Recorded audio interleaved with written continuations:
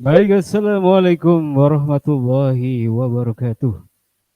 Sivitas Akademika dan juga para penggiat pembelajaran sejarah kembali hadir bersama LAB, Lingkar Amanah Budaya. Tentu saja kelas yang diselenggarakan dalam rangka untuk meningkatkan pengetahuan kita dan juga sarana mewujudkan kecintaan yang ada dalam diri kita terhadap sejarah dan juga kebudayaan. Itulah sebabnya kemudian acara ini kita sebut sebagai Lingkar Amanah Budaya. Lab Podcast MAN 21 Jakarta. Baik teman-teman dan juga seluruh sivitas akademika MAN 21 Jakarta, sebuah lagu bakal kita hadirkan buat teman-teman semua yang ada di rumah.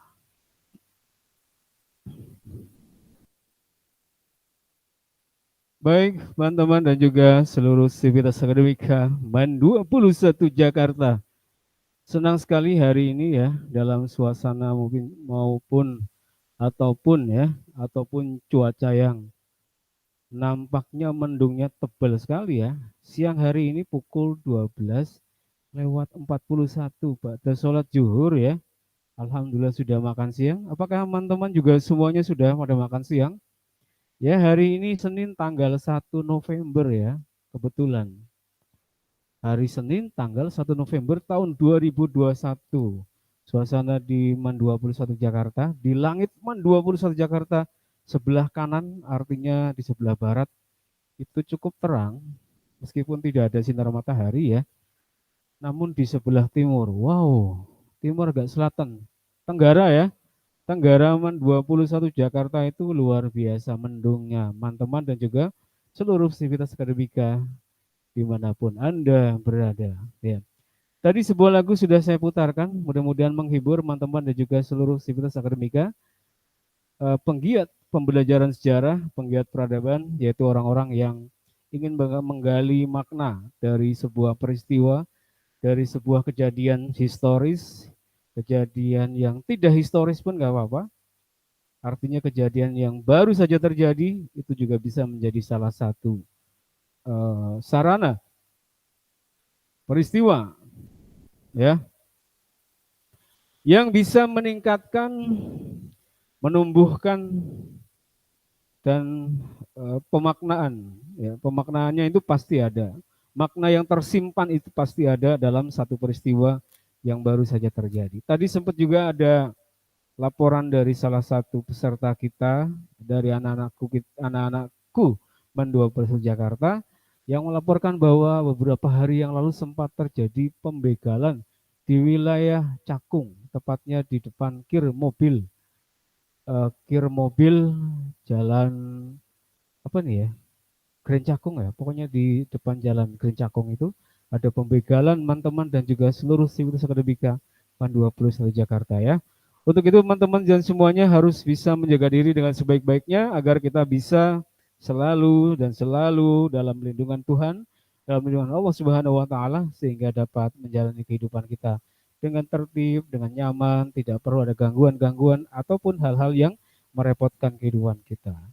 Baik, kita sambil menunggu teman-teman kita ya, saat lagi akan kita mulai kelas kita, kelas virtual MAN 21 Jakarta, yaitu kelas 12 MIA 2. Insya Allah hari ini akan digelar ya untuk pembelajaran sejarahnya.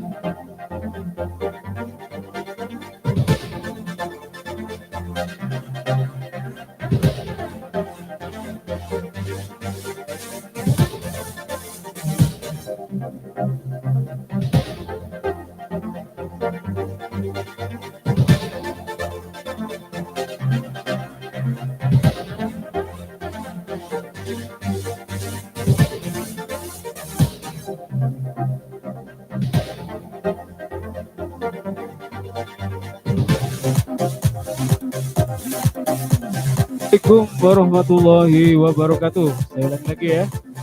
Assalamualaikum warahmatullahi wabarakatuh. Teman-teman dan juga seluruh siber sertifikat 21 Jakarta kembali hadir bersama Live Podcast 21 Jakarta. Pastinya adalah tempat bagi berkumpulnya teman-teman dan juga seluruh siber sertifikat yang suka, yang gemar, yang punya kepedulian terhadap proses pembelajaran sejarah dan pelestarian kebudayaan itu sendiri, sejarah itu sendiri, teman-teman dan juga seluruh sivitas akademika 21 Jakarta.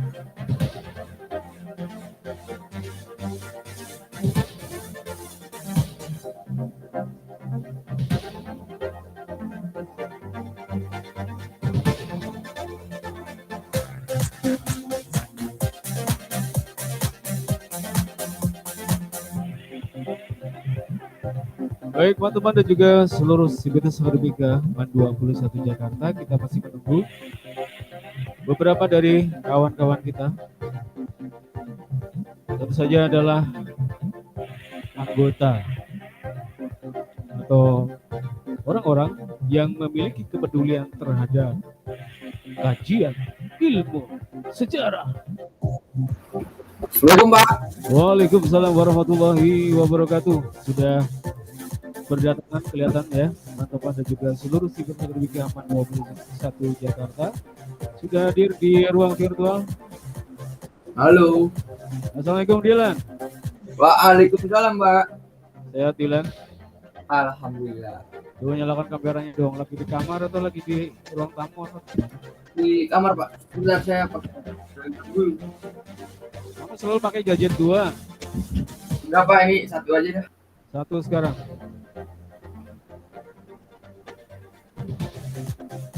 Ya, teman-teman dan juga seluruh sivitas akademika 21 Jakarta, pastinya nanti kita akan ada diskusi. Tapi saya mau tanya dulu nih kesiapan dari kelompok sesudahnya yang belum, yang sudah maksudnya ya, sesudah dari kawan-kawan yang sudah maju, betul? Gila. Ya, kelompokmu udah maju ya Lan ya? Udah dong. Kamu kelompok berapa waktu itu? Kelompok berapanya? 3 Pak. Saya lupa. Ya, sekarang kelompok 4 mungkin ya. Tuh. Ya, hari ini sebisa mungkin bisa tampil, kalau enggak ya kita bahas LKS, udah lama nggak banyak. Pak, LKS-nya sudah lama didiamkan gitu aja. Pak, kelompok 4 udah maju, Pak. Berarti kelompok 5 sekarang. Kelompok 5 siapa? Yan. 5 sudah Pak kemarin Pak. Serius? Kelompok 6 udah belum? Kelompok 5 yang terakhir bahas dong. Megawati Pak Kelompok kemarin. saya Pak. Di kelompok kamu kelompok berapa, Di? Kelompok berapa ya? 6 apa 5 gitu Pak. Terakhir pokoknya Pak. 6. 6 kayak di. Iya Pak, kelompok saya. Kamu terakhir, Di? Iya ini mau presentasi Pak, belum presentasi. Iya betul Sekarang Pak. ya, sekarang ya udah presentasi hari ini, Bang. Bapak di lantai Oke, 3 Pak. oke.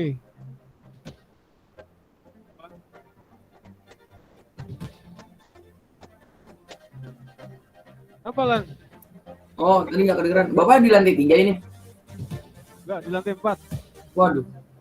Atap dong. Rooftop. Di lantai 4 Pak Arif ya, mohon maaf. Yang lain di lantai 1, 2, 3, Pak Arif lantai 4. Pak, Suara saya Pak Arif izin. kedengaran nggak sih, Lan? Kenapa? Suara Pak Arif kedengaran nggak? Kedengeran kok, jelas banget kali ini, jelas gila. Parah. Oke, teman-teman dan juga seluruh sivitas akademika MAN 20 Jakarta yang masih OTW, segeralah untuk datanglah.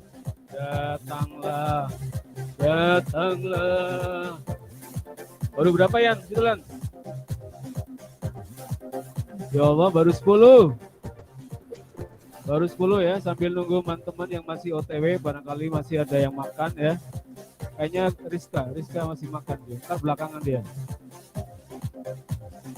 Makanya banyak ya.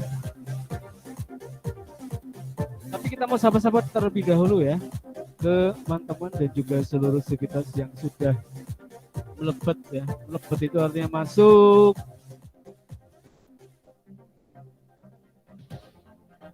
Tolong dinyalakan kameranya. Halo di sana, kita sahabat terlebih dahulu yang menyalakan kamera. Nyalakan kamera. 5, 4, 3, 2, 1. Aldi, assalamualaikum Aldi, apa kabar Aldi? Waalaikumsalam, baik Bapak. Sehat Aldi. Alhamdulillah sehat Bapak. Bapak gimana? Di lantai 4. Kabarnya Pak, kabarnya? Kabarnya baik ya. Di acara kamu lancar kemarin, Di? Alhamdulillah lancar Bapak. Tapi mic-nya nggak dipakai ya kemarin ya? Iya enggak. Mic-nya nggak dipakai, suaranya jelek. Tapi lancar kemarin, nama acaranya apa, Di? Calon tamu Pak, Catam. Calon tamu itu seluruh kelas 11. Tadinya gitu Pak, mau kelas 10, 11 kan yang wajib. Tapi anak pramuka mau ngambil yang inti dulu aja. Kelas berapa jadinya kemarin? 10, 11 pramuka inti. Oh, pramuka inti doang. Iya, pramuka wajibnya enggak. Yang lain gitu, yang banyak itu enggak? Kapan itu? Enggak. Mungkin bisa ditanya Alia Pak selaku pradani kita. Alia, mana Alia? Alia. Halo Bapak. Nyalakan kamera Alia. Sebentar Pak, lagi nyari kerudungnya. Hah? Nggak pakai kerudung? Ya Allah, kerudung. Kerudung itu bukan suara hujan ya? Ada suara kerudung. Geluduk ya? Halo Bapak. Oke, Kenapa, Lia Pak? sehat Lia. Lia udah Alhamdulillah makan belum? sehat. Udah makan Pak. Kamu enak banget ya, ada AC. Kamu di kamar apa di ruang tamu itu? Di kamar Pak. Baru masuk aja Pak, baru masuk kamar. Enak ya? Panas Kamarnya Pak di ada luar Pak. AC-nya. Adem banget ya berarti ya. Aldi juga di situ ada AC-nya di kamu dia. Nggak ada Pak, nggak ada AC. Itu yang di pojokan itu apa tuh? Bukan AC itu. Itu yang Nggak ada kotak-kotak Pak, itu. nggak. Yang kotak-kotak itu apa? Ini foto. Oh, kirain AC. Oke, Lia tadi Foto. Lia kenapa nggak ada yang buat pramuka kelas semuanya itu nggak ada Lia? Saya yang Sabtu itu nggak datang maksudnya, Pak? Enggak, acara pramuka itu emang buat inti doang atau buat yang kelas 10 Oh, 11? jadi yang hari Sabtu itu kita buat utamain inti dulu, Pak, karena perkiraan kita bulan Desember itu udah sertijab. Nah, salah satu syarat sertijab itu kan kayak yang pramuka intinya itu catam atau kayak pengesahan dari penggalang ke penegak. Nah, untuk skala yang 2 angkatan, yang kelas 10, kelas 11, mungkin di skema selanjutnya, Pak. Wih, mantap ya. Mudah-mudahan bisa berjalan ya, bisa lancar, terutama untuk sertijab dulu ya. Teman-teman dan juga seluruh sivitas akademika MAN 21 Jakarta yang keren-keren semua ya. Pak Arief dukung dah kalau kegiatan pramuka, kegiatan OSIS, kegiatan apapun lah, Pak Arief dukung. Selama Pak Arief Makasih, kuat. Pak. Amin, amin. Oke, teman-teman dan juga seluruh sivitas akademika MAN 21 Jakarta. Ini Pak Arief ngomongnya nempel nih, suaranya nggak jelas. Tapi apapun ya, hari ini tetap kita akan lanjutkan pembelajaran kita, teman-teman dan juga seluruh sivitas akademika 21 Jakarta. Baik, hari ini akan ada presentasi dari teman kita. Ada presentasi dari kelompok 6 terakhir ya, Di ya. Tolong ditampilkan dulu, Di. Iya Bapak. Mungkin Novia bisa ditampilkan.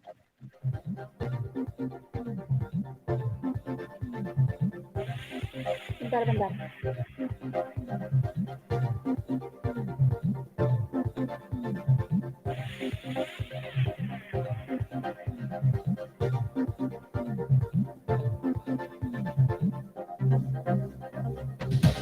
Ya, sesaat lagi kita akan mendengarkan, melihat, mendapatkan penjelasan ya pastinya.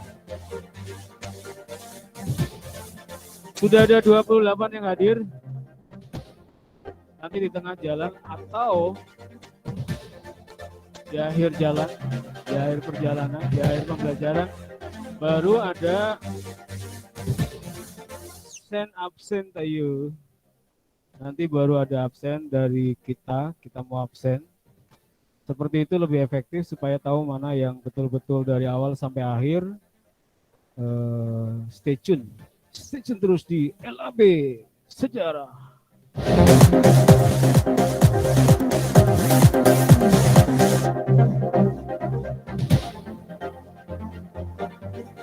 Oke, bisa ditampilkan dulu.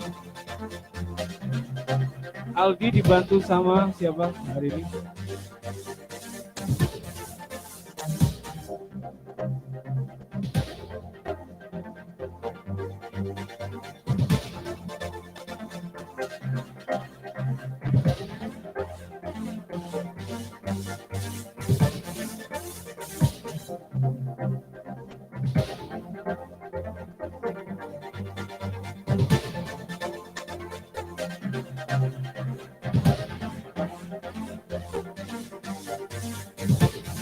Nama-namanya coba tampilkan.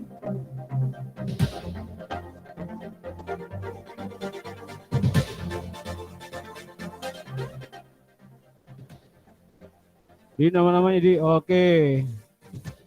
Nama-namanya adalah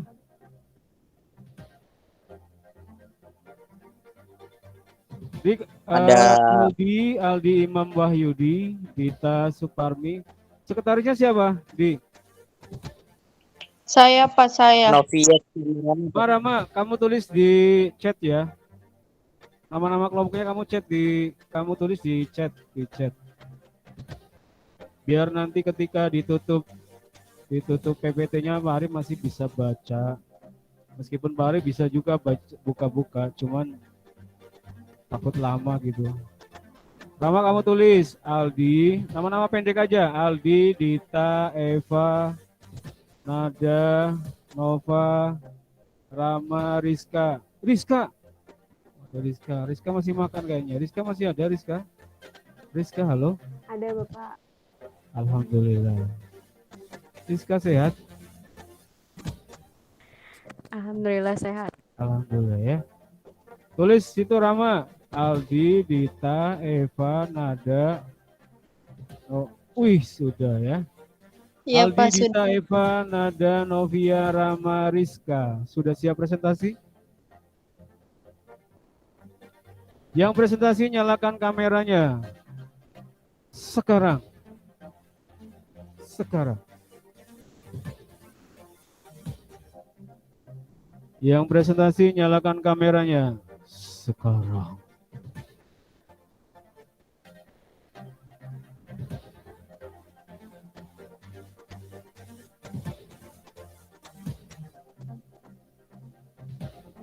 Ya kita lihat ya kameranya ya. Rizka sudah, Novia sudah. Cuma 2.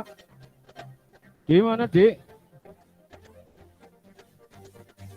Aldi mana? Kak, Aldi mana Kak? Aldi. Yang share screen Aldi ya? Bukan? Nabia. Novia. Novia selamat ulang tahun ya. Aldi keluar. Belum, Bapak. Oh belum? Akhir bulan ini dia, Pak. Akhir bulan ini ya Allah. Pak Ari mau ngasih apa ya? Asik. Subhanallah ngasih apa ya Pak Ari? Novia lahirnya bulan November. Febrianti lahir bulan Februari. Arif Budiman lahir bulan-bulanan. Sela. Oh kok Sela sih? Aldi. 1, 2, 3, 4 doang yang nyala. Iya Bapak. Assalamualaikum Pak, ini udah boleh dimulai. Ntar dulu, mulainya ntar ya kalau sudah jam 3. Lamaan ya. Baik, kita akan mulai ya. Siap.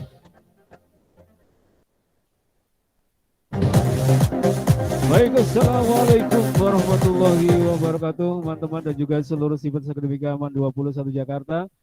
Segera kita akan mulai diskusi kita pada kesempatan siang hari ini yang luar biasa dalam suasana mendung, gelap di sebelah tenggara sana.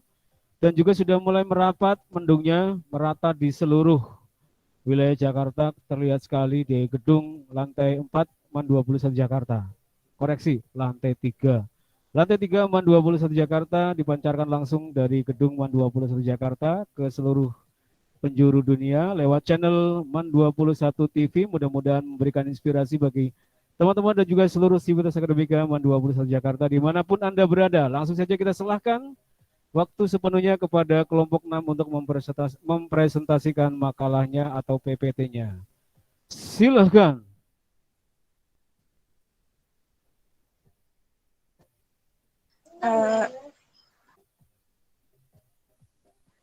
Assalamualaikum warahmatullahi wabarakatuh. Waalaikumsalam warahmatullahi wabarakatuh. Alhamdulillahirrahmanirrahim. Wabihi nasta'in walau umur dunia wadin. Wassalamualaikum wal mursalin wa ala alihi ajma'in amma ba'du. Yang saya hormati Bapak Arif Budiman selaku guru sejarah. Halo Pak Arif. Halo. Serta teman-teman yang saya banggakan dan saya cintai. Sebelumnya terima kasih kepada teman-teman yang udah mau join di forum diskusi kita kali ini. Di sini kelompok 6 akan mempresentasikan masa reformasi Indonesia pada masa Abdurrahman Wahid atau dikenal sebagai Gus Dur. Di sini kelompok 6 itu terdiri dari Nop, tolong slide nama-namanya Nop.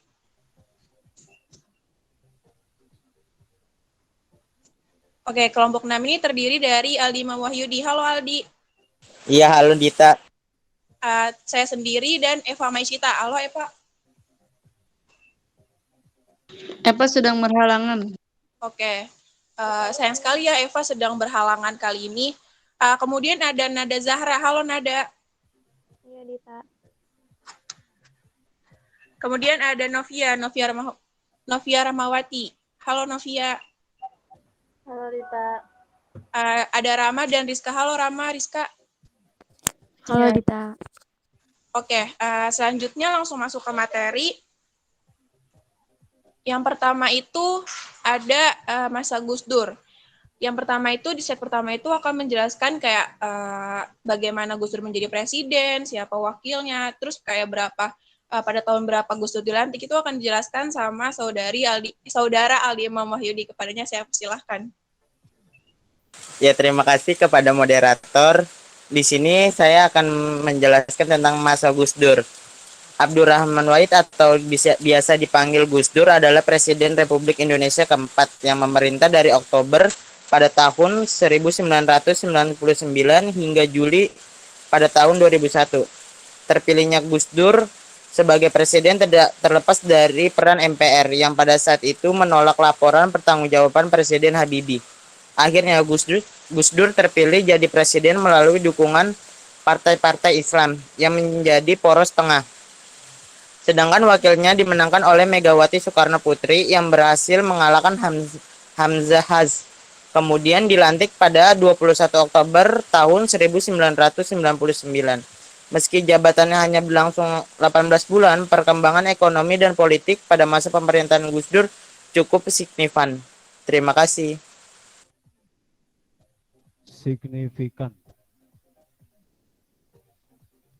Oke, terima kasih kepada saudara Aldi Imam Wahyudi. Kemudian di set kedua itu ada kebijakan Abdurrahman Wahid. Nah, kebijakan Abdurrahman itu ada kayak di bidang hukum dan pertanian. Terus kayak apa aja sih kebijakan Gus Dur di bidang hukum dan pertanian yang akan dijelaskan oleh saudari Nada Zahra. Kepadanya saya persilahkan. Ya, di sini ada kebijakan Gus Dur di bidang hukum dan pertanian.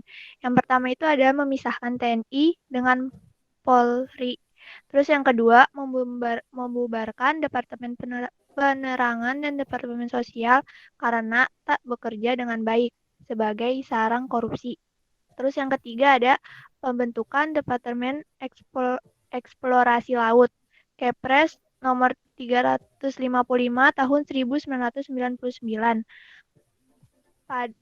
pada 23 November tahun 2000 menjadi Departemen Kelautan dan Perikanan, Kepres nomor 165 tahun 2000. Terus yang keempat ada amandemen Undang-Undang 1945 pada tanggal 18 Agustus tahun 2000.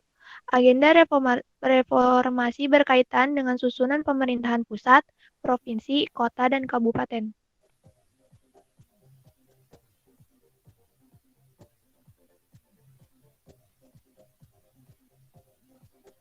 Oke, terima kasih kepada saudari Nada. Kemudian selanjutnya itu ada kebijakan Abdurrahman Wahid pada bidang hak asasi manusia yang akan dijelaskan oleh saudari Novia Rahmawati. Kepadanya saya persilahkan. Terima kasih kepada moderator. Kebijakan Gus Dur di bidang HAM atau asasi manusia. Gus Dur dikenal sosok yang pluralis. Beliau mendukung keberagaman dan membela hak minoritas keturunan Tionghoa dengan mengakui Konghucu sebagai salah satu agama di Indonesia, serta menetapkan Imlek sebagai hari libur nasional melalui Kepres nomor 6 tahun 2000 mengenai pemulihan hak-hak sipil penganut agama Konghucu. Terus yang kedua, menyetujui penggantian nama Irian Jaya menjadi Papua pada akhir Desember 1999.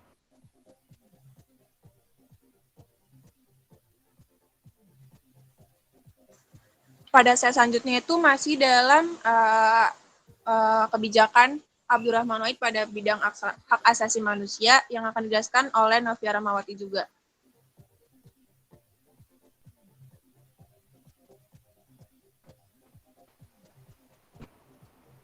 Di era Abdurrahman Wahid yang singkat, sejumlah konflik sosial yang selalu jadi masalah Indonesia berhasil diredam. Di Aceh dan Papua misalnya, pendekatan Gus Dur berhasil menahan gelombang separatisme tanpa kekerasan militer. Gus Durlah presiden dan berperan membubarkan praktik difungsi ABRI. Ia mengembalikan tentara ke barak. Ia juga yang memisahkan angkatan bersenjata menjadi TNI dan Polri. Aspek sosial menjadi perhatian Kiai Nahdlatul Ulama ini. Berkat Gus Dur, tahun baru Imlek yang dilarang pada masa kolonial Belanda dan dipersulit di era Soeharto, kembali menjadi hari libur nasional yang dirayakan. Ia juga yang mengakui Konghucu sebagai tambahan agama yang diakui di Indonesia. Gus Dur juga sempat memperjuangkan nasib para tahanan politik dan mereka yang selama ini didiskriminasikan akibat pelarangan PKI meskipun tak berhasil.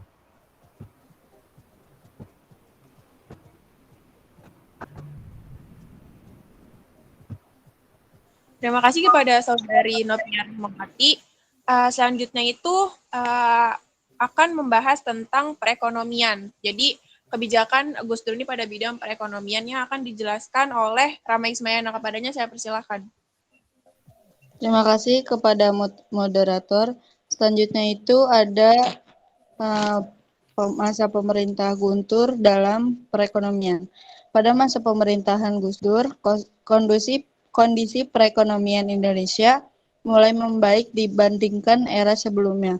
Misalnya, pertumbuhan PDB atau nilai pasar semua barang dan jasa yang diproduksi negara mulai positif. Laju pertumbuhan ekonomi yang hampir mencapai 5% membuat Indonesia maju menuju pemulihan perekonomiannya. Tapi banyak pihak yang tidak senang dengan beberapa kebijakan yang dikeluarkan oleh Gus Dur.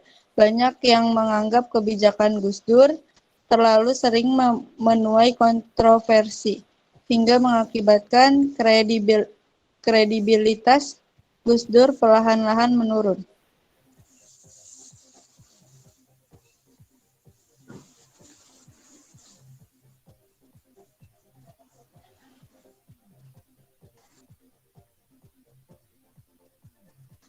Oke, selanjutnya ini ada jatuhnya pemerintahan Gus Dur. Itu jadi kayak pada tahun berapa Gus Dur turun dari jabatannya yang akan dijelaskan oleh Saudari Rizka Aulia. Kepadanya saya persilahkan. Terima kasih kepada moderator yang telah mempersilahkan saya. Jadi di sini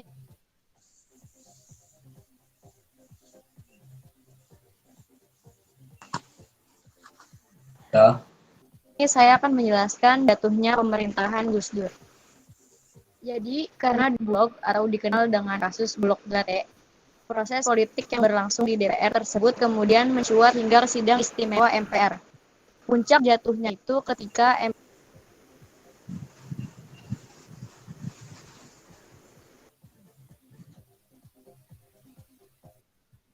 MPR yang saat itu dipimpin oleh Amin Rais atas usulan DPR memecah menilai Presiden Gus Dur melanggar TAP nomor 7/MPR/2000 dan atas kebijakan-kebijakannya yang kontroversial. Di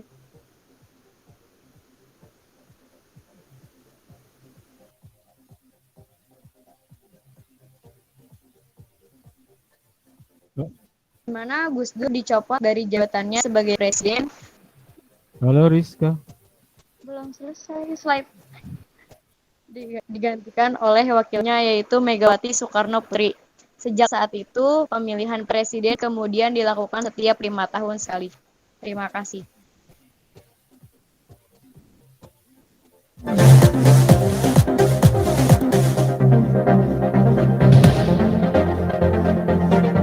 Sudah ya Dita ya?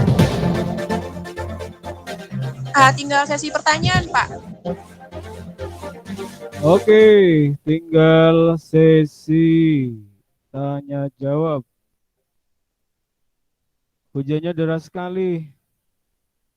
Apakah di situ Betul, Pak. sama di situ? Sama ya?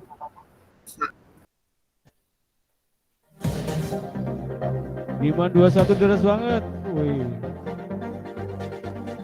Anginnya kencang sekali. Ya, justru makin asik ya dalam situasi yang begitu derasnya air berjatuhan dari langit. Mudah-mudahan ini adalah tanda keberkahan. Mudah-mudahan ini adalah tanda baik buat kita semua ya, teman-teman dan juga seluruh sivitas akademika MAN 21 Jakarta. Baik, Pak Arif akan coba mengelaborasi apa yang sudah dipresentasikan oleh teman-teman dan seluruhnya ya sangat terbuka sekali. Kalau ada yang mau tanya terlebih dahulu itu sangat dibolehkan ya. Jadi kalau misalnya Pak, saya mau tanya dulu, silakan. Ayo dong Pak, saya. Dulu. Siap, ada yang mau nanya? Bang yang mau tanya Pak. Saya Pak. Ini kelas aktif ya. Kalau kelas aktif gitu ya. Tiga yang nanya. Oke, kita langsung kasih kesempatan. Silakan Dita. Kasih temannya untuk bertanya. Silakan Dita. Siapa? Saya Pak. Aneh. Saya. Oke. Pak, nggak kedengeran, Pak. Silakan Dita. Siapa dulu Dita? Silakan. Pak, nggak kedengeran. Itu lagunya, matiin dulu. Nah, Oke. Iya Dilan, sabar. Maaf. Dilan, kamu sama wanita itu yang sabar lah. Betul. Nggak bisa langsung kayak gitu, perlahan-lahan. Betul. Kalau kamu pengen ngomong sama Dita pelan-pelan, mengungkapkannya juga pelan-pelan, nggak bisa langsung. Aku gini, enggak. Kamu nanya pelan-pelan Dita, aku nanya ya, gitu. Ayo silakan Dilan. Siapa nanya Pak? Tuh kan. Sabar Nawab nih, nggak sabar sih Nawab. Ini belum dibuka sesi pertanyaannya, saya kan moderator ya. Oh iya, tadi udah dibuka. Maaf. Oke, di sini saya sebagai moderator akan membuka sesi pertanyaan dari teman-teman sekalian. Dimohon untuk aktifannya. Jadi di sini siapa nih kira-kira yang mau nanya? Saya. Saya mau nanya. Saya akan nanya. Tadi kan ada. Sabar Dilan. Ayo Dilan. Dita, Oke, kamu tentukan. Saya nih ya, saya. Oh, geluduknya gede banget geluduknya. Oke, saya akan kamu nanya nih. Kamu pilih Nawab apa Dilan? Oke, dari teman saya Nov mau nanya apa Nov? Saya Pak, saya mau nanya Pak. Pak, saya udah semangat banget Pak. Wah, Ya ini udah gantian. Ya kita cukupkan ya, kita bubar ya. Jangan bubar Pak, sebelum nanya Pak. Gak bisa diatur. Dita, kamu tentukan pilihanmu yang mana sebagai pendamping, sebagai penanya. Tadi saya udah ngomong Nov dulu Pak. Ya Nawab. Assalamualaikum, saya mau nanya. Apakah pada masa pemerintahan Gus Dur itu dapat mengatasi masalah disintegrasi nasional? Itu aja.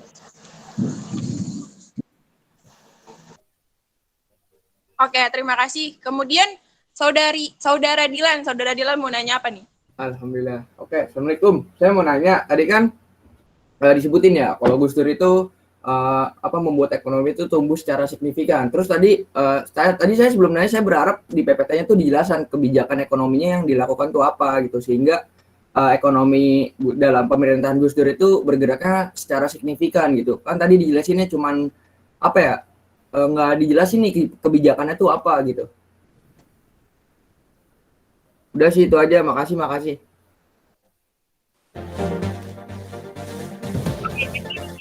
Kebijakan dari Gus Dur nih apa aja? Ya, untuk meningkatkan ekonomi yang tadi tuh disebutin. Signifikan banget kan, padahal dia sebentar ngejabat.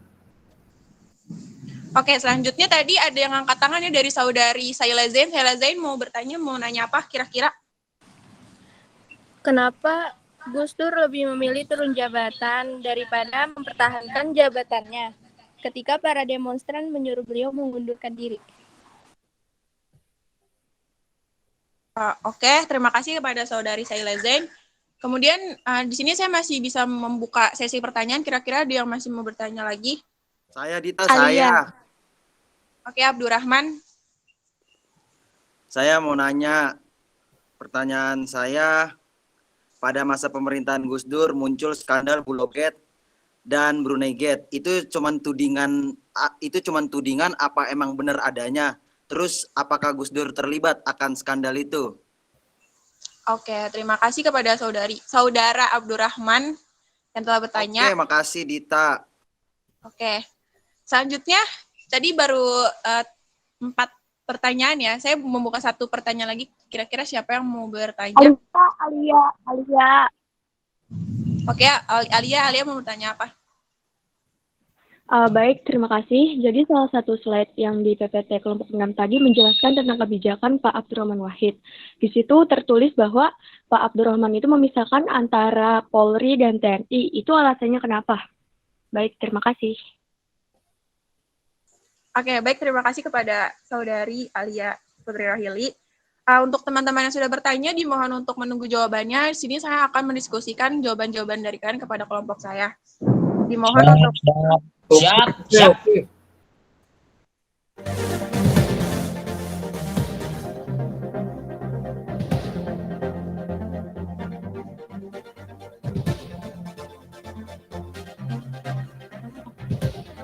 Langsung atau menunggu?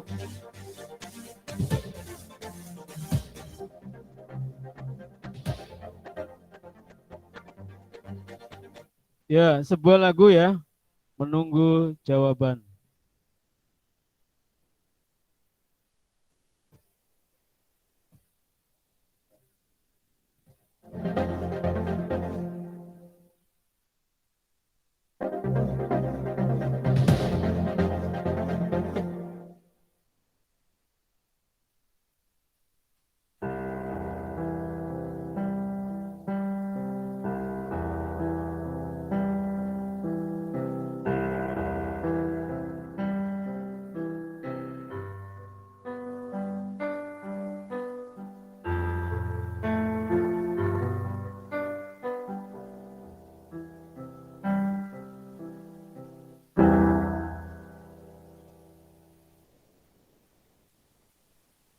Menunggu jawaban.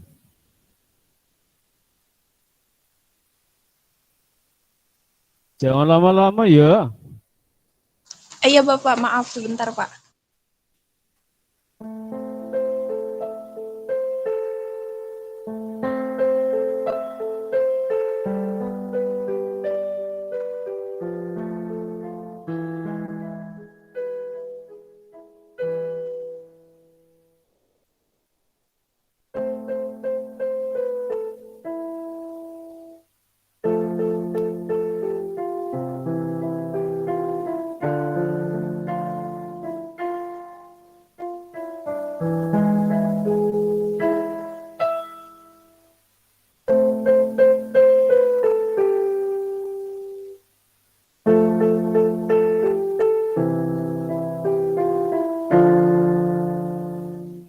Izin mau jawab Silakan pertanyaan ya? langsung.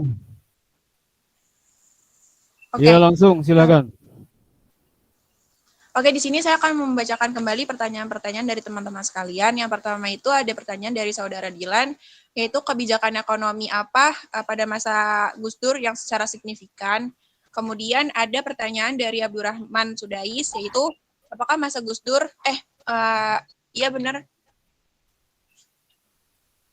pada masa Gus Dur itu ada muncul skandal Goodgot dan Bruneget. Itu apakah Gus Dur benar-benar terlibat akan hal itu? Kemudian ada pertanyaan dari Nawaf, saudara Nawaf.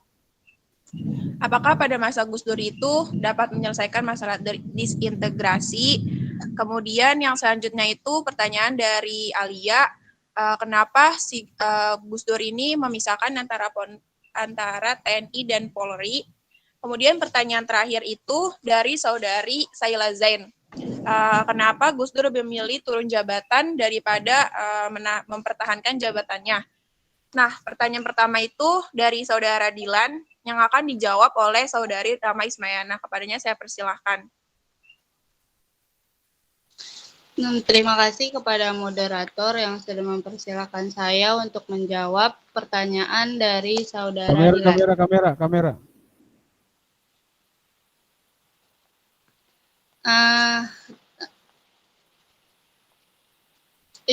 Apa tuh? Iya. Gus Dur itu melakukan beberapa strategi untuk memacu pertumbuhan ekonomi Indonesia yang mengalami penurunan hingga minus 3.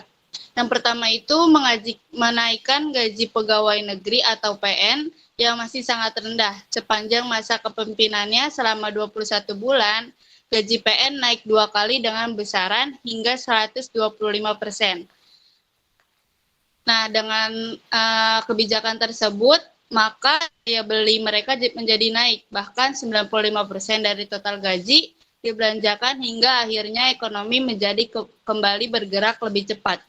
Nah, di saat yang pula, karena banyak petani dan pengusaha mikro kecil dan atau UMKM yang tidak bisa membayar kredit karena bunga yang ditetapkan mencapai 80%, maka pemerintahan Gus Dur memutuskan untuk menghapus bunga dan petani atau UMKM hanya wajib membayar. Rama putus-putus. Maaf. Tadi yang putus-putus sampai mana? Yang kan yang 80% terus petani diwajibkan membayar, setelah itu udah nggak jelas. Oh, ini diulang ya. Oke.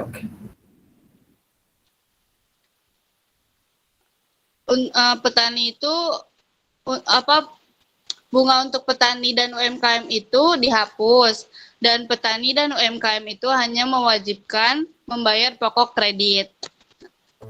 Nah, sementara itu untuk bunga real estate atau perumahan dilakukan pemangkasan dari 8% menjadi 30% agar sektor perumahan kembali bergairah. Begitu, Dilan. Kurang lebihnya.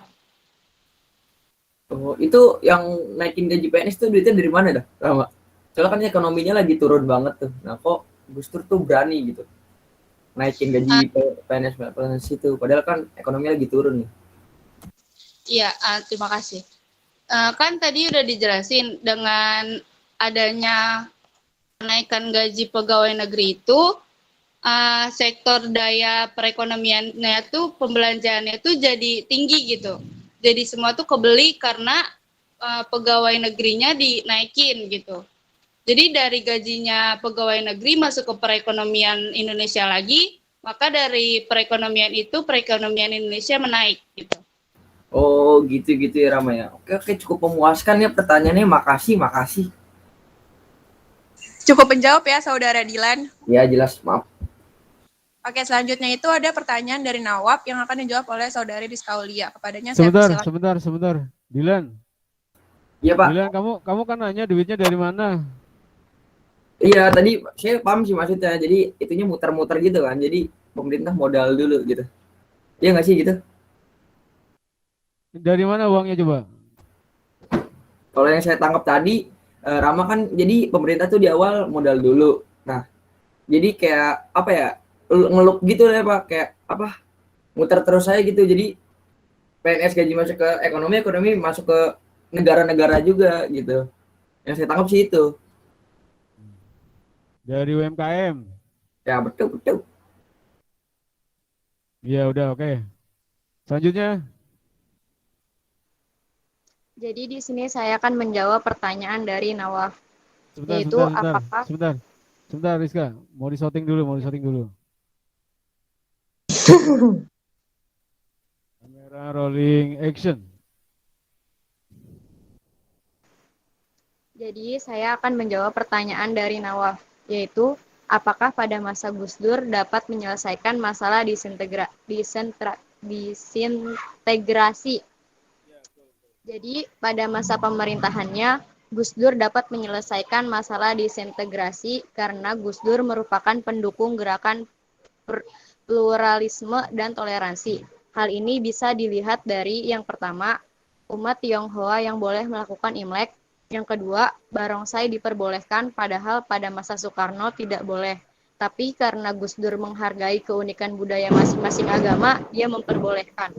Yang ketiga, membatalkan ketetapan MPRS pada tahun 1966 tentang Marxisme dan komunisme. Beliau juga pernah mengunjungi 50 negara di 5 benua. Tujuannya untuk mendekatkan dan meyakinkan negara lain bahwa kondisi Indonesia kondusif. Namun, kunjungan Gus Dur ini dikritik berbagai pihak dan dianggap pemborosan anggaran karena ongkosnya mencapai sekitar 105 miliar. Perinciannya yaitu 40 miliar untuk biaya perjalanan, 65 miliar untuk membayar tagihan sewa pesawat Garuda Indonesia. Tapi jawaban Gus Dur kala itu, eksistensi Indonesia di mata dunia harganya lebih mahal dari itu. Gus Dur sendiri menjelaskan tugasnya sebagai presiden ketika itu adalah menjaga NKRI agar tidak terpecah belah pasca reformasi tahun 1998. sebab perpecahan telah mengancam negeri ini. Oleh sebab itu, untuk menjaga negeri ini agar tetap utuh dibutuhkan pendekatan dan pengakuan dari negara-negara lain di dunia. Gus Dur pula yang menggagas bahwa Soeharto harus diadili. Hingga akhirnya untuk pertama kalinya pada 30 Agustus tahun 2000 dilaksanakan pengadilan terhadap Soeharto. Gus Dur juga membubarkan Kementerian Sosial karena dianggap sarang koruptor, serta membubarkan Kementerian Penerangan. Terima kasih. Buset, jawabannya kompleks banget ya.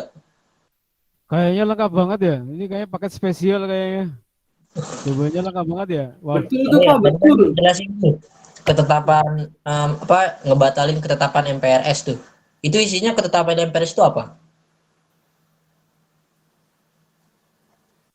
Yang mana, Bob? Tadi kan dijelasin tuh Gus Dur itu ngebatalin ketetapan MPRS yang bikin integrasi di Indonesia itu jalan lagi. Itu isinya apaan itu ketetapan MPRS-nya? Ayo Rizka, kamu bisa. Rizka, aku mau butuh jawabanmu.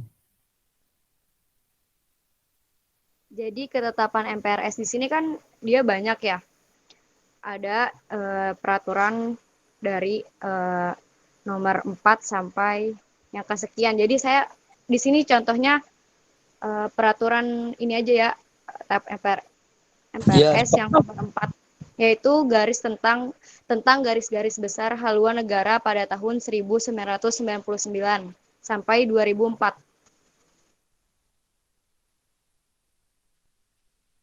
Terus? Selanjutnya ketetapan MPRS nomor 8, yaitu tentang laporan tahunan lembaga-lembaga tinggi negara pada sidang tahunan Majelis Permusyawaratan Rakyat Republik Indonesia pada tahun 2000. Apa hubungan batas-batas negara sama integrasi nasional? Gimana Nawab, gimana? Tadi kan katanya kan peraturannya nomor 4 tuh tentang batas-batas negara. Hubungan batas-batas negara sama integrasi nasional itu apa? Nah, Waf kayak dosen ya. Waf, kamu cocok jadi dosen, Waf. Mantap. Kamu asistennya Pak Arif. OTW. OTW. Jawab, bingung kan? Ayo.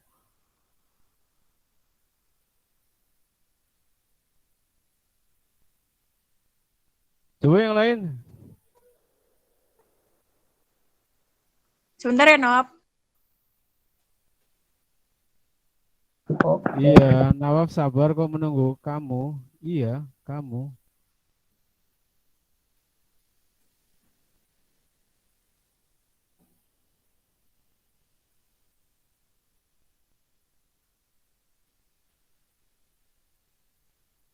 Halo, di sini ada Adis nggak di sini?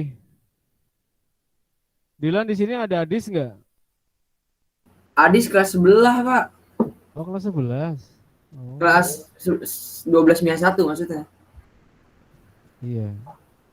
Itu anak Pak Arif itu dulu, Masya Allah. Sampai lupa Pak Arif punya anak di sini. Oh iya kah? Iya, anak Pak Arif itu. Iya kah? Saya baru tahu. Iya, anak Pak Arif dulu. Bisa lupa gitu ya, Pak? Bisa lupa gitu makanya. Atau udah kelas 13, 12. Jawab dulu. Silahkan. Pak, ini karena pertanyaan apa lagi didiskusiin lagi, saya boleh jawab pertanyaan yang deadline dulu gak biar nggak nunggu lama? Yang dulu, ya. Nawaf cuekin aja, Nawaf. terlalu kritis dia. Memang berbahaya nih orang-orang seperti ini ya. Berbahaya dalam arti positif. Peace. Jawab yang lain dulu, silahkan. Oke. Tadi ada pertanyaan dari saudari Alia, akan dijawab oleh saudari Novia Rahmawati. Kepadanya saya persilahkan. Tadi pertanyaannya Alia, alasan kenapa TNI dan Polri itu dipisah. Nah, jadi itu pada masa pemerintahan Gus Dur, pada saat itu tuh ada istilah difungsi gitu. Nah, itu artinya tuh ABRI memiliki dua fungsi, yaitu untuk keamanan rakyat dan juga keamanan negara.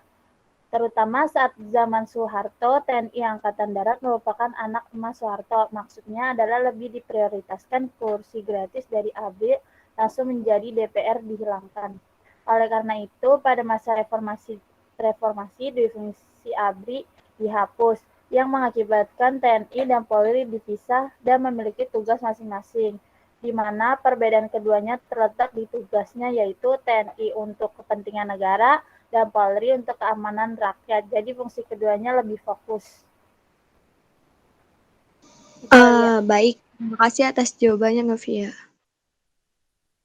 Ya. Cukup kali ya. Coba arti dui fungsi apa tadi? Arti dui fungsi itu apa, Novia? Dui fungsi kayak dua fungsi gitu loh, Pak. Ya, apa aja? Dui fungsi itu apa aja? Untuk Ini Pak Arif nanya kayak Nawaf jadinya nih. WK. Sangat memberikan saya. Ya, pertanyaannya bersayap ya. Nanya terus. Dui fungsi itu apa? Siapa yang tahu coba? Dui fungsi itu apa? Isinya apa aja? Dui fungsi itu apa aja? Satu. Ini dui fungsi ABRI-nya gitu ya, Pak? Iya. Dui fungsi ABRI. Satu. Pak, untuk keamanan rakyat sama keamanan negara. Oke, keamanan rakyat dan keamanan negara. Jadi teman-teman dan juga seluruh sivitas akademika Aman 21 Jakarta ya, rada-rada medok. Dui fungsi itu keamanan rakyat dan keamanan negara. Gitu ya. Nah, itu dihapus. Tadi yang nanya siapa? Alia atau siapa tadi? Ini nih. Saya, Pak. Saya yang nanya. Alia ya, kenapa itu kemudian dipisah? Kemudian Jadi kan kalau TNI itu kan kayak lebih fokus ke negara, tapi yang polisi itu kan lebih fokus ke rakyat, Pak. Jadi kayak dipisah gitu buat kepentingan masing-masing. iya. TNI Ya, juga. itu ada. Jadi TNI gimana apa? TNI? Pertahanan negara, ancaman dari luar. Bapak saya yang jawab, Pak. Jadi TNI. Bapak, assalamualaikum, Pak. Waalaikumsalam, Pak. Waduh, maaf nih. Enggak nyalain. Punten. Alia nyalain. Guru itu, Bapak, halo, Bapak. Guru itu tidak harus yang di sekolah, Pak, tapi orang tua juga bisa menjadi guru. Jadi sekarang saya minta Bapak untuk bisa on cam biar kelihatan nih bapaknya Alia. Guru kita juga sama ya. Halo Bapak. Bapak siapa sih? Bapak, assalamualaikum. Waalaikumsalam warahmatullahi wabarakatuh. Ya, Bapak. Dengan Bapak Ali, Pak. siapa, Pak? Ali. Namanya siapa, Pak? Mohon namanya. Pak Ali. Pak Ali. Ali. Iya, Bapak. Ya, Pak Ali. Ya, ini sekaligus bisa untuk menjadi tempat sumber ilmu. Tidak harus guru sejarah. Dari orang tua juga bisa. Nanti kalau ibu datang nanti kita nanya cara masak gimana, itu juga bisa. Iya, Pak, kita juga ingin dapat informasi juga. Alia kasih ke bapaknya mau ngomong. Yang mana sih dia? Oh, gimana Pak? Menurut ya. Bapak perbedaan antara TNI sama Polri itu kenapa dulu dipisah itu gimana Pak? Kenapa Pak? Ya, kalau TNI itu kan dia kan untuk mencegah ancaman dari luar, Pak. Iya kan? Kalau Polri itu dia itu khusus untuk keamanan dalam negeri, Pak. Jadi kalau TNI itu ngurusi urusan-urusan luar, pertahanan keamanan, pertahanan keamanan luar ya Pak ya? Yang dari luar Pak dari ya? Luar, Pak. Ya dari luar, kalau Pak. Kalau Polri adalah, itu tiban dalam negeri aja Pak dia, Pak. Mohon maaf Bapak dari TNI ya Pak? Saya agak takut juga ini. Bukan Pak, cuma saya teman sejarah aja Pak. Takut ditangkap saya ntar. Tapi nggak apa-apa ya. Anak-anakku sekalian, jadi sekali lagi Pak Arif garis bawahi. Yang namanya belajar itu bisa dari bapaknya Alia. Yang namanya belajar itu tidak harus dari Bapak Arif. Yang namanya belajar itu tidak harus dari bapaknya Rizka atau bapaknya Novia atau bapaknya Dita. Semua adalah sumber belajar. Bahkan suatu hari pengen juga nih bapaknya Alia, Pak Ali untuk nanti menjadi narasumber khusus. Beliau pasti tahu betul tentang peristiwa 98. Pasti bisa cerita. Karena kita bicara tentang sejarah. Pak Ali ada yang mau disampaikan lagi nggak Pak Ali? Enggak, Pak, enggak. Sedikit lagi Pak, aduh saya kepingin dapat tausiah ilmunya ya.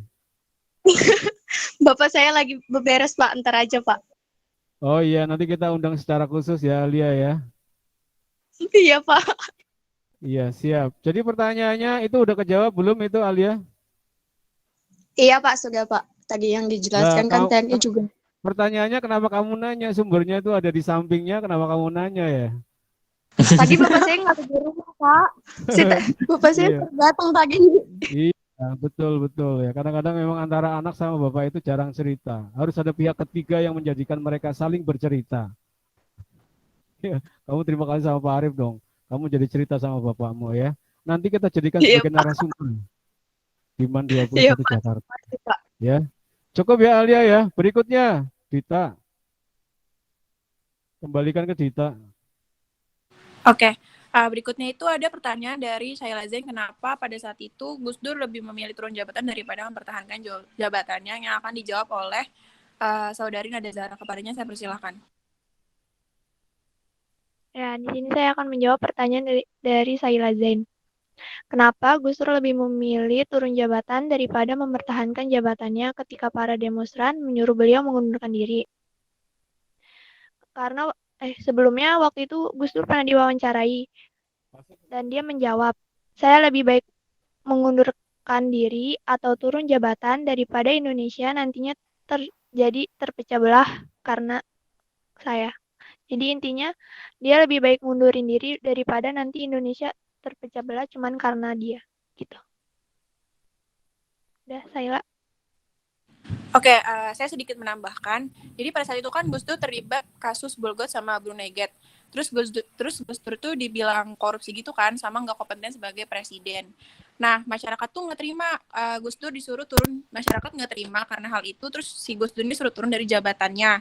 Jadi pada tanggal 29 Mei 2001 itu, para demonstran kumpul di gedung MPR buat minta Gus Dur nih turun dari jabatannya. Awalnya Gus Dur tuh nggak mau turun karena Gus Dur tuh mikirnya dia kan diangkatnya sama MPR, jadi yang berhak nurunin dia tuh MPR dong, bukan rakyat. Tapi habis itu dia mikir kekuasaannya itu sebagai presiden itu kan buat mempersatukan Indonesia. Tapi kalau misalkan dia tetap mempertahankan kekuasaannya sementara rakyatnya itu terpecah belah, jadi dia lebih milih untuk turun jabatannya daripada melihat rakyat Indonesia terpecah belah, kayak gitu. Gimana saudari Syaila Zain?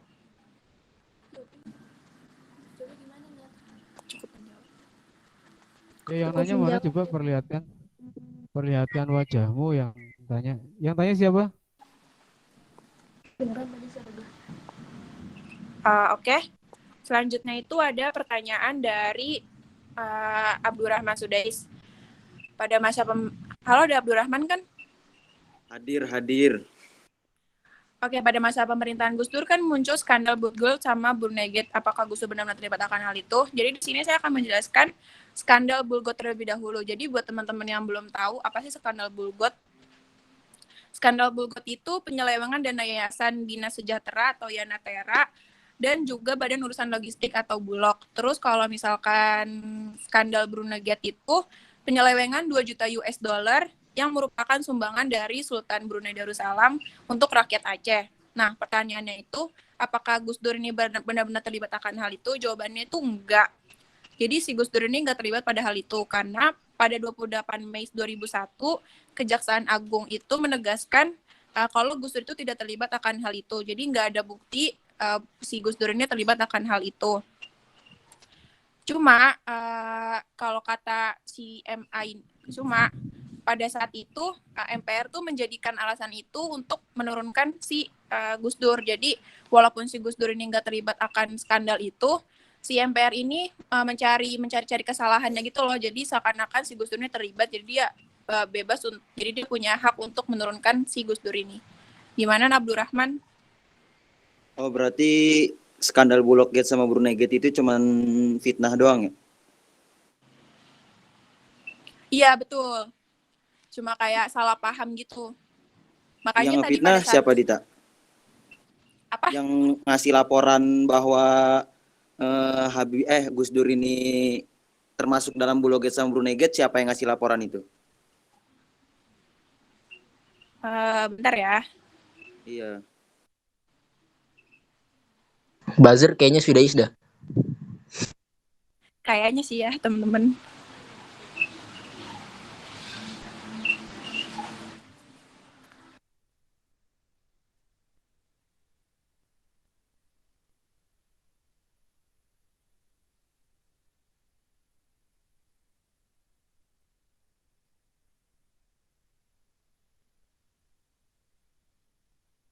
Gimana sih, Mak? Gimana Dita? Dita atau yang lain? Yang lain Novia atau Rizka atau siapa? Mau menambahkan boleh. Tapi memang ada politik ya, pasti ada politik. Seringkali kita melihat ya isu-isu tertentu itu lahir dari satu kepentingan politik ya. Tadi kalau misalnya sudah berarti ada permainan, ada kelompok yang memainkan itu sebagai trik strategi politik, ya bisa juga. Dan bahkan mungkin benar kalau kecenderungannya adalah memang ke arah situ. Karena sejak awal memang Gus Dur tidak diinginkan. Kan ibaratnya Itu berarti gitulah, Bazira Soeharto ya? Gus Dur itu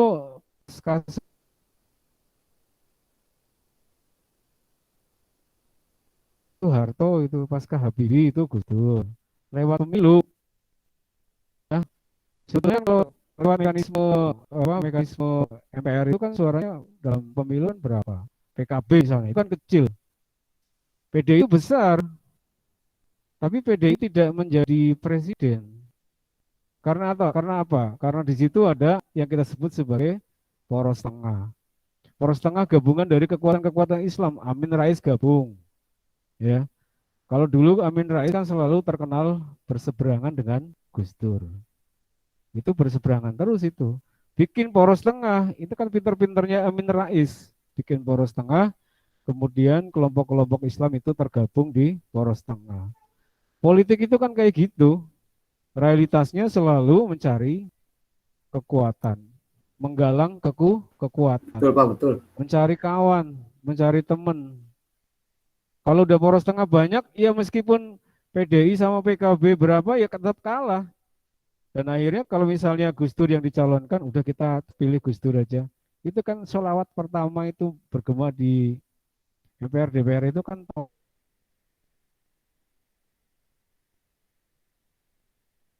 tahun berapa itu Pak Abbas? Tahun 99 itu kan ya. Gus Dur pilih sholawatan itu di gedung MPR DPR dulu kan. Iya. Nah setelah itu kemudian dijatuhkan. Demo besar-besaran. Dari mana? Dari UNJ, dari UI dulu ya, jalan kaki jauh sekali sampai ke Selipi, sampai ke Monumen Nasional Monas jam 4 sampai situ tuh.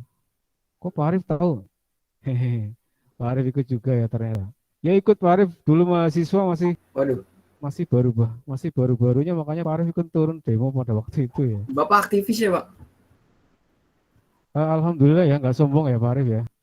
Ketua BEM. Alhamdulillah. Ikut demo itu Pak Arif mahasiswa baru bukan BEM. BEM-nya nanti setelah tahun berapa itu 2003 baru Pak Arif ikut masuk di BEM. Kalau waktu itu masih ikut demo-demo aja, mahasiswa baru ikut demo-demo aja. Jalan kaki coba dari UNJ ke UI ketemu gabung sama mahasiswa UI itu kumpul semua di situ. Ya. Kemudian jalan kaki ke mana ya? Lewat Sudirman kalau nggak salah. Terus sampai ke MPR lama tuh sampai sore tuh.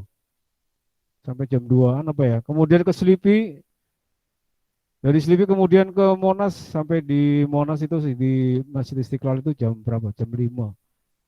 Hujan waktu itu, sempat hujan, ya. Itu adalah satu realitas bahwa sekali lagi Pak Arief garis bawahi bahwa ada selalu kepentingan politik yang bermain di situ, teman-teman, dan juga seluruh sipil akademika AMAN 21 Jakarta. Pak Arief ngomongnya cepat karena sudah jam 2, jam 14.00. Adakah yang belum dijawab? Pokoknya intinya Sudais, lawan politiknya Gus Dur ya di situ Amin Rais, atau yang kita sebut dengan istilah, atau yang mereka sebut dengan istilah poros tengah, Amin Rais dan kawan-kawan. Ya, Oke, gitu Pak, ya. oke. Sudais. Iya, Cukup jadi ya, sudah Dita, ada lagi yang belum? pertanyaan Cukup, Pak, ini sih, cukup. Pak. Pertanyaan Nop yang tadi yang Dita barusan. lagi ngomong. Dita teruskan. Cukup menjawab ya, Sudais. Iya, iya. Cukup, cukup. Oke, tadi kan Nop nanya lagi, nah itu dijawab sama Rizka. Kepada saudari Rizka, saya persilakan. Jadi saya akan menjawab pertanyaan dari Nawaf, yaitu tadi hubungan batas negara dengan integrasi nasional itu apa? Betul.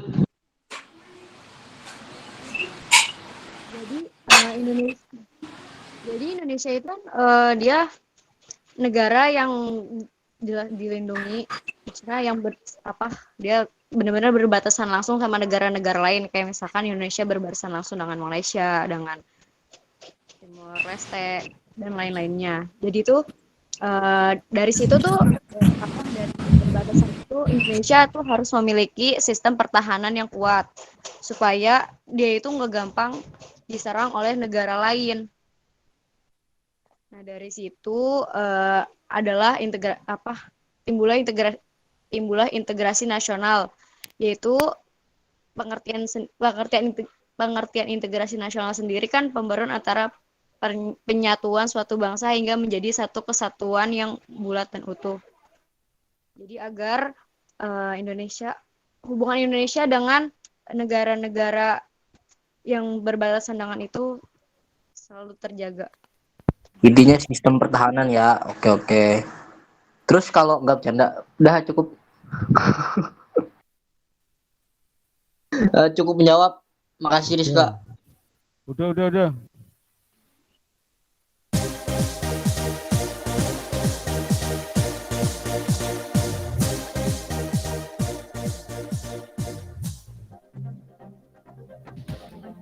Absen dulu ya, absen. Absen dulu.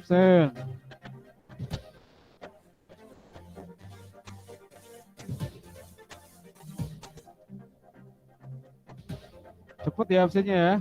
Sudais. Hadir, Pak, hadir. Sudais ada ya.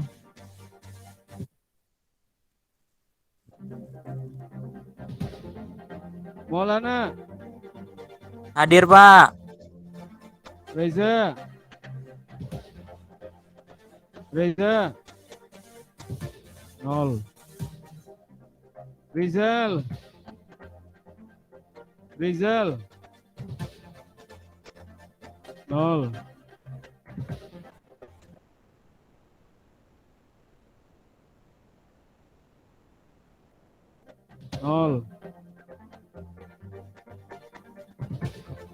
Taruh dulu. Cek. Cek.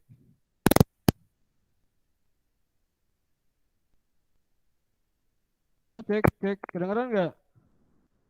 Aman, Pak, aman. Aman ya. Kedengeran, Pak. Alia ada, Alia? Saya, Bapak. Ada ya. Bapak Aldi hadir, Pak. Kamu dari mana, Tadi Bapak absen nggak ada suaranya, Pak. Alia ada ya? Alia Ananda. Hadir, Pak. Alvira. Pak. Ada ya? Hadir, Pak. Amalia. Hadir, Pak. Sebentar. Sebentar, absen dulu. Andi. Andi. 0. Arida, ada Arida. Hadir, Pak. Aura, ada Aura. Hadir, Pak. Elila ada. Hadir, Pak. Yang udah boleh keluar. Dita. Saya, Pak. Ada ya. Dilan ada. Ada, Pak. Eva. Pak, kuotanya habis, Pak. Kuotanya habis. Fadia, ada Fadia. Hadir, Pak. Habib. Hadir, Pak. Limatus Sadia. Hadir, Pak. Isan. Hadir, Pak. Ilham. Hadir, Pak. Latifah. Hadir, Pak. Tengku.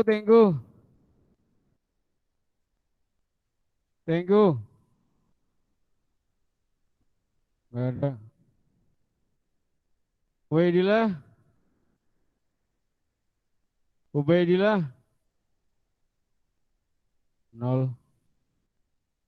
Banyak nggak masuk ya. Mutiara.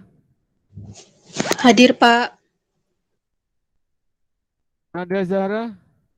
Hadir, Pak. Nadif. Saya, Pak. Awaf. Hadir. Novia. Hadir, Pak. Adli. Hadir, Pak. Rama. Hadir, Pak. Rizka. Hadir, Pak. Elsa. Hadir, Pak. Kami. Hadir, Pak. Orangnya ternyata ya. Sarah. 0. Silvana. Hadir, Pak. Saila Zain. Ada. Hadir, Pia. Iya, Pak, hadir. Hadir ya. Baik. Ya, terima kasih atas kehadiran teman-teman dan juga seluruh sivitas akademika MAN 21 Jakarta di kesempatan siang hari. Mudah-mudahan pertemuan kita bermanfaat. Mudah-mudahan Pak Arif sekaligus tutup ya, Dita ya. Kita tutup pertemuan kita pada kesempatan siang hari ini. Sampai jumpa di pertemuan berikutnya. Assalamualaikum warahmatullahi wabarakatuh. Waalaikumsalam warahmatullahi wabarakatuh. Makasih banyak, Pak. Terima kasih, Pak. Terima kasih, Pak. Terima kasih, Pak.